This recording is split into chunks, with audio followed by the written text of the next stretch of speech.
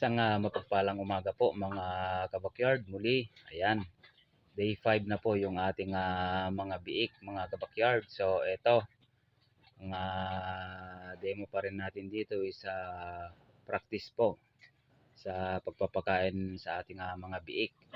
Ayan yung booster feeds. Ito po yung sinasabi ko mga kabakyard. So para po sa mga baguhan po dyan. At siyempre, kung minsan sa ating mga baguhan na nag-aalaga po ng bikay, talagang hindi po nila alam yung program. Dahil talagang kung wala po talagang magtuturo o magsasabi yung kung ano yung mga dapat nila pong gawin sa kanilang mga inahin o sa mga kanilang mga biik, ay talagang hinahayaan lamang po nila na dede lang po ng dede hanggang sa talagang malaki na yung biik, hanggang sa pwede na pong i-dispose, ganyan.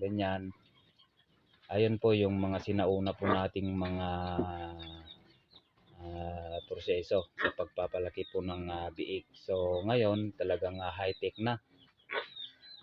Talagang hanggat maaari talagang araw-araw may program po sa ating mga alagang baboy. So ito mga kabakyard, day 5 na po. Ganyan lamang po ang gagawin natin. Ikakalat lamang po natin dito sa floor. Ayan, diyan po sa sahig. Ikakalat lang natin bale yung mga feeds. At aamoy-amoyin lang yan. Hindi pa yan talagang kakainin mga kabakyard dahil talagang hindi pa sila sanay. Laro-laruin lang muna yan hanggang sa matikman. Ayan, unti-unti po nilang kakainin din yan. Tiyaga lang mga kabakyard. Wag po natin pilitin o wag po tayo magmadali na sila po ay kakain. Lalo na po pagka ganitong konti lang po yung anak ng ating inahin, talagang busog na busog ang mga yan. Talagang kung minsan mahirap po silang kumain. Yan. Katatapos lang nilang nagpadede at yan, gusto na naman nila magdede mga kabakyard. Yan, pupesto na po yung mother nila, mama pig nila at mama at mayayan. Kaya nagpapadede na po yan. Yan mga kabakyard,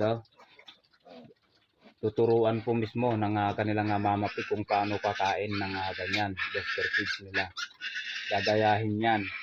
Yan, tingnan nyo mga kabakyard. Yan. Aamoy-amoyin pa lang yan at ano yan, laro-laruin lang yan. Yan.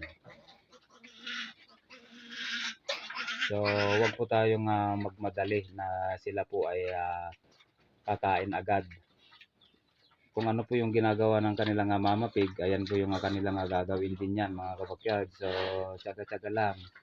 Yan. Oras na matikman po nila yan, talagang hanggang sa unti-untihin na nila ang kakain dyan mga kabakyard. Basta ang gawin lang po natin mga kabakyard ay pagka ganyang wala na, maglagay lang tayo maski konti lang. Ayan. Para maturuan po ng kanilang mga pig at siyempre andyan pa rin yung talagang maaamoy-amoy po nila. Hahanap-hanapin na nila yan pagka yan ay natikman po nila mga kabakyard. So ito ang ating inahin, ang program po natin dito mga kabakyard. Hindi po natin nasabi mga day 1. Yung kanilang mama pig mga kabakyard ay may maintenance po tayo dyan. Ayan yung sisical powder. Ito po mga kabakyard.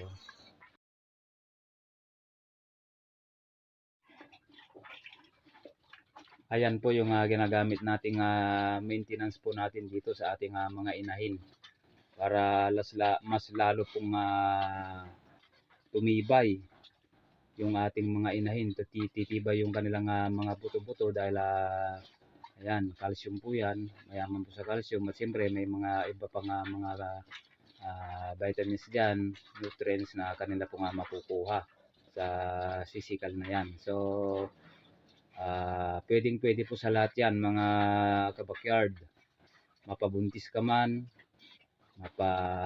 yung basta sa mga inahin po natin pagkatapos o Ayan, basta tuloy-tuloy lang.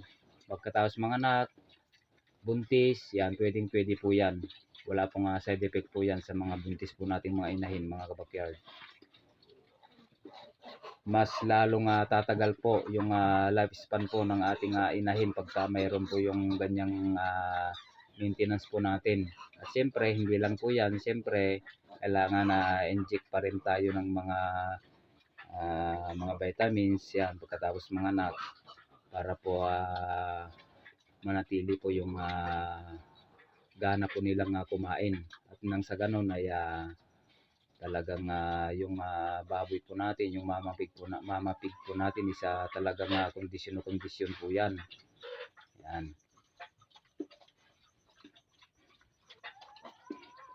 So tingnan niyo mga kabakyard, ayan busog na busog pa sila kaya wala pa po silang ganang maglaro-laro po diyan.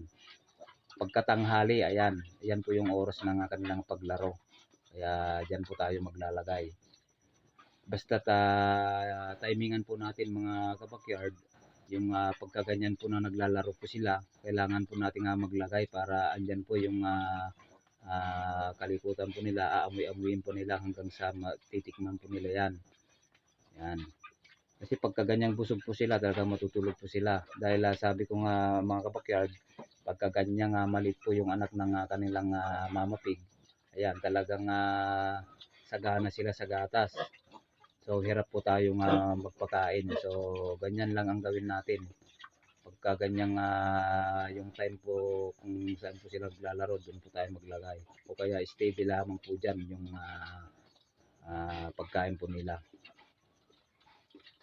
So ayan mga kabakyard, hanggang dyan na lang muna ang ating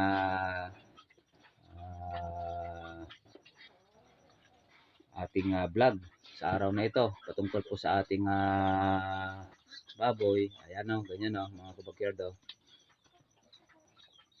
pagka ganyang babangon sila, ayan, maglagay po tayo pagka ganyang ubos na. At ito mga kabakyard pala ay aantayin lang natin na maglalandi po ito ulit. Bale ang mixing po natin dito, ang sa feeds po niya isa starter saka developer. Ayan po yung ginagawa ko po dito mga kabakyard. Once na tayo po ayan nagwalay, ayan, balik po ako agad sa developer at mixing tayo ng starter para mabilis pong makarecover yung ating inahin. At nang sa ganun ay yan, mas mabilis din po maglandi. Yan. So ito, mga inahin po natin dito, talagang pinakamatagal na po yung 1 week. Naglalandi po agad yung ating mga inahin po natin dito. Dahil talagang yan, tinututukan po natin lahat ng program po natin dito para nang sa ganun is hindi po tatagal yung production po natin. Once na yung inahin po natin kasi mga kabakyard, once na naglagas po yung buhok, ayan, talagang matatagalan po yung paglalandi ng ating isang inahin. So kailangan nating kumpletuhin yung kailangan po nilang sa kanilang katawan mga kabakyard para nang sa ganun yan, malusog po lagi yung ating inahin, mas mabilis po yung kanilang paglalandi. Ito mga kabakyard, ayan, kaya kung napapansin nyo, talagang parang balik na agad yung kanyang katawan. Ito yung na-take off nila ulit yung kanyang mga biik. Ayan. At gaya nga ng napasyal po dito minsan yung kumpare natin, bakit daw napakabilis makarecover yung ating mga inahin. Samantalang yung sa kanila isa talagang matagal, labas buto. Andyan po kasi yung mga technique, ayan, tinuro po natin yung mga ibang technique sa kanila para sila po ay matuto. At siyempre, ayan, sabi ko sa kanila, mag-subscribe kayo sa ating channel at yan, andyan po lahat yung mga videos po natin. So isa na rin po siyang subscriber natin mga kabakyard. So ayan, talagang unti-unti paramihan na po na tayo ng parami. At mas marami pa po tayong matutulungan dahil ang sabi ko lagi dito sa ating channel na ito is tulungan, sharing. Yan, para mas lalo pong dumami yung ating mga kababayan o yung ating mga kabakyard na matuto po sa pag-aalaga po ng baboy. Sabi nga nila parang napakadali pero pag andyan na mahirap din po. Lalo na pagka wala ka pong tiyaga, sipag at tiyaga lang talaga. Ayan, at determinasyon mga kabakyard ang kailangan. Kahit anong business, kung wala po tayong determinasyon, ayan, sipag at tiyaga. At siyempre, samahan din po natin ang panalangin. Yan, dahil number 1 po yan, mag-pray po tayo kay Lord kung ano po yung mga tugustuhan niya sa atin. Dahil kung kahit na mahilig po tayo sa business, ayan, kahit anong bagay dyan, kung hindi po kagustuhan ni Lord, ayan, talagang hindi pa po para sa atin yun. So, bago po tayo magsimula, ayan, pray po natin kung ano po yung will ni Lord para sa atin. So, ito, mga kabakyard, talagang, ayan, si Tara. Talagang i-dispose na natin yan, kinukondisyon lang natin, ibabalik natin yung kanyang katawan para, pero although yan, ayun siya naman kapag yan, di pa tayo nakalinis, hindi naman siya talagang payat na payat. 5 beses na nanganak yan mga backyard, pero parang wala pa. So ganyan lamang mga kabakyard, dapat talagang tiyaga lang sa lahat ng bagay. So ito mga kabakyard, sisilong na natin itong ating kalabaw dahil lalabas po tayo ngayon. May lalakarin po tayo ngayon.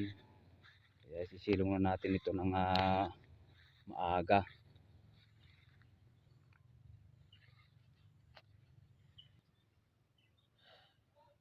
Yan, dyan natin siya sisilong mga kabakyard. At yan, siguro talagang buntis na ito. Hindi na siya naglandi at talagang halata na rin yung kanyang tiyan. Malaki na rin po mga kabakyard. Ayan, kung talagang buntis na po yan, kung na yan, 4 months na po yan. So ito, puntahan pa natin yung ating baby kalabaw. Dito rin natin sa isisilong sa kabilang puno.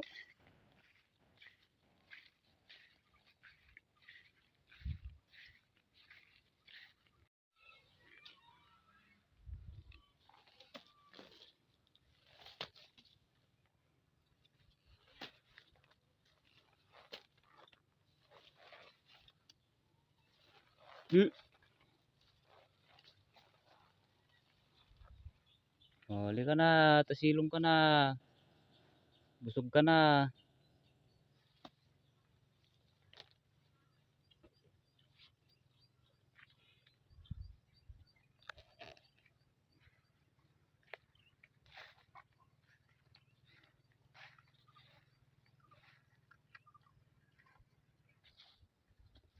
Yan, dyan kasi silong mamaya maligo ka